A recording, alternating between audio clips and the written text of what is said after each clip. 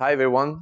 Hopefully you could hear me and you could notice there's an accent. So I'm sorry, the French accent will not go away. I've been around for, I think, 13 years and came here too late.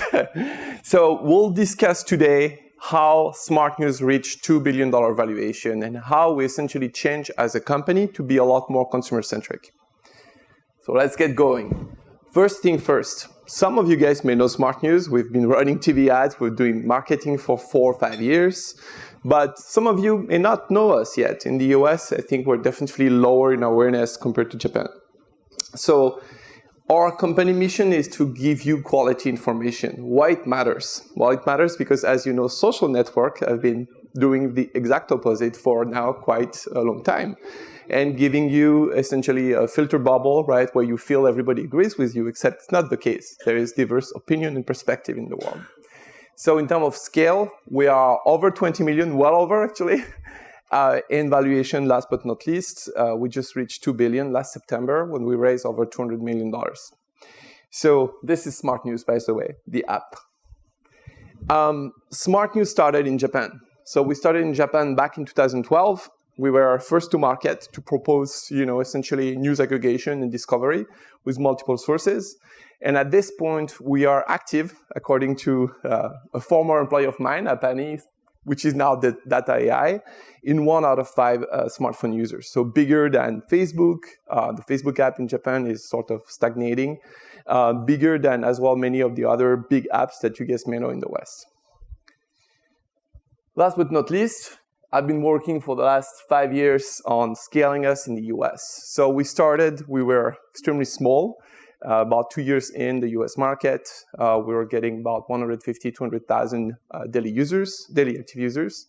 And I think at this point, we are much bigger. As you could see, this is a purple curve going up. We've surpassed CNN, Fox News, the historical, leader, Flipboard, New York Times, and a lot of the other big names in news. So we still have 2 apps to overcome, which is Apple News and Google News, to become the #1 news app in the US. And I will say, how did we do that?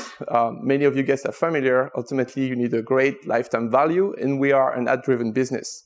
So time is money, right? If people spend more time, we make more money. We do happen to have a higher average time per user than the rest of the market, which makes my job easier in general.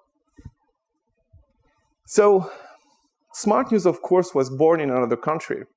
So when we started here, and when I joined the company in 2017, we had the issue of having a great product-driven innovation culture, right? With great product leaders or co-founders who were like, hey, what should we build for the market?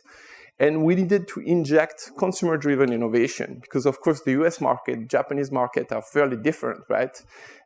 There's many attributes in the marketplace, whether it's the age, the origin of the people who compose the country, and the habits that are extremely different. And so we took a cue from, I think, some companies that were very successful either in China or globally, like Amazon. And our first, click your problem.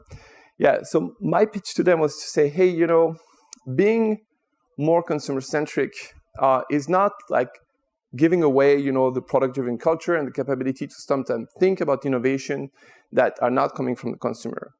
It is a lot more thinking about how do you differentiate versus your competition, and how do you have your existing but as well future users of the app understand a lot better the appeal of what you're building.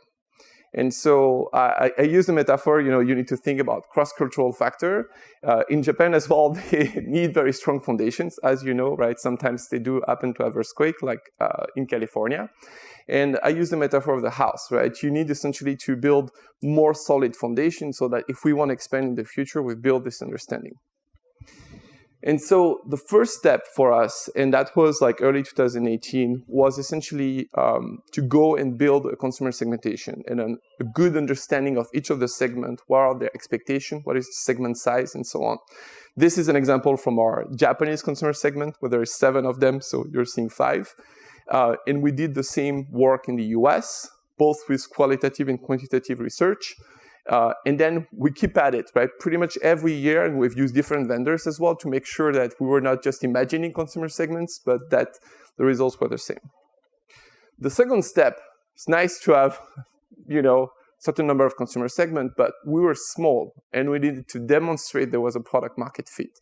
So we needed to pick our battles. And I think this is extremely important, right? You need to pick which consumer segments ultimately to select. In this case, the way we selected those 3 consumer segments we're targeting in our different campaigns was, are those people trusting aggregation apps or exclusively trusting like first-party content, let's say Fox News or New York Times?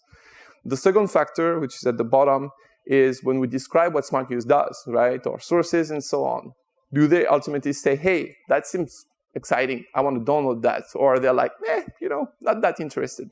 And this is how we selected those different consumer segments. Last but not least, we did one more step, right? And I spent a fair amount of time when mid-2018, we had our SVP product, Jeannie, join us. She was coming from Smule Music app. We took the time to essentially make sure that there was a strong alignment between product and the marketing growth team. I think it used to be, and I had experience in other mobile company where there was sort of a wall between the two sides. It's extremely important now the competition is much stronger to build this alignment. And that includes alignment on the processes and each step of the product and marketing development process to ensure that you know who's doing what. And so this is the example of our framework on the 6th stage, and especially because you could have user researcher who are part of the product team versus your consumer researcher, right, which is part of your team. Last but not least, I use this expression a lot.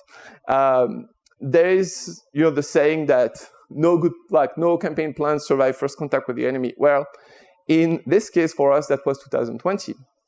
We both had great plans, right? In Tokyo, they had the Olympics coming. They were like, we're going to go all out. This is going to be major. It's going to help us grow even further in Japan. And we're all about the election in the US. Well, as you guys all know, COVID happens. And unfortunately, that threw all out those plans. Olympics were delayed. That had a major impact on the election as well. So we had essentially 2 weeks to roll out a new product that we did not plan for, which was to provide updates to 3,000 different communities in the US about the COVID numbers, right, that were hitting those communities. Then, as you know, other unfortunate events that happened, which George Floyd protests and death, of course, and the protests that ensued that happened. So we had 1 week to build that. And then finally in Japan, I think the Japanese government reached out to SmartNews to say, hey, we need help in this vaccine rollout and information of the citizens. So again, we needed to build a team and the features within a time frame of 2 or 3 weeks. So we've learned essentially to adapt fast and iterate on our plan faster than before. On my end as a leader, I think I was coming from this space, right? So I was very familiar in how to buy software as a service, like, for example, market data, quantitative or qualitative, and so on, right? All those tools. Probably one thing I could have improved is just knowing that tools are great, but you need more people to operate them well and essentially connect with the product team. We've at least suffered in the first year with the lack of team members to essentially work closely with the product team. It's great to have a framework, but you need the people as well. And so we've now built a team of consumer insight, of product marketers who could work and be deeply embedded with the product team from the very inception of any project and even propose essentially a new project to emerge. Once you've built this muscle, right, to be reactive, we kept at it. So the Ukraine-Russia conflict was the last example where in a few days we were able to propose a new offering to our users to allow them to follow this conflict very closely. But of course, we build a bigger team and we build better understanding of what the US users wanted in a news and information product. So live weather was the first innovation in 2021, where we worked with the data provider, AccuWeather, to give us the data and started having essentially this live map of any precipitation coming your way, which is very useful in New York today, to tell you when the rain starts and ends, for example. We had a lot of feedback from the users about the design that felt like, old and clunky, so we worked on that. It's not released yet, so it's a preview. And we saw rising demand from consumers that were like, hey, I have many streaming services. Each of them is telling me this is my top 10, but I sometimes don't know what to watch, right, across those services. And so we are now, again, this is pre-release or it's released to some users, not all. We're providing them guidance when it comes to what to watch in real time. And I will finish by saying, hey, there is one final step. So you may have developed a great product for the right market and the right consumer. We had an interesting experience where we developed several new features for Japanese consumer. And, they did okay, the first two. And we were lucky at that time where the SVP marketing was like, well, we need to go big or go home. If something tests well, let's commit to it. And so that was the third one, lunch coupons, where we worked with McDonald's and many of the major quick service restaurants. And once we went all out, not just in terms of online marketing, but as well co-marketing with Coca-Cola, McDonald's, TV campaigns, we were able, at the end of the day, to really drive a major growth and double our audience size. We acquired a lot more female users, a lot more non-Tokyo users that came in and started reading the news and connected because we provided them with a unique benefit. So on our end, I don't think we're going to have time to play the video, but we had the same. You're able to play it? Okay, great. So let's just play the TV ads. Thank you. Smart News. I was only watching news I agreed with. I was only getting news from social media. Now, I use Smart News. It has news from all sides. I trust Smart News. Download Smart News for free today. And so we're able to build the feature, but as well go to market quickly, even during the primary debates with an ad. That's, to be fair, a recut of an ad that we've planned before that performed extremely well in linear TV. And we're able to start buying as well OTT streaming ads, not just like linear. And that was cost competitive to Facebook, which was great. We saw upwards of like 10,000 plus install in the few minutes after this ad was running during the Democratic debate. Nope.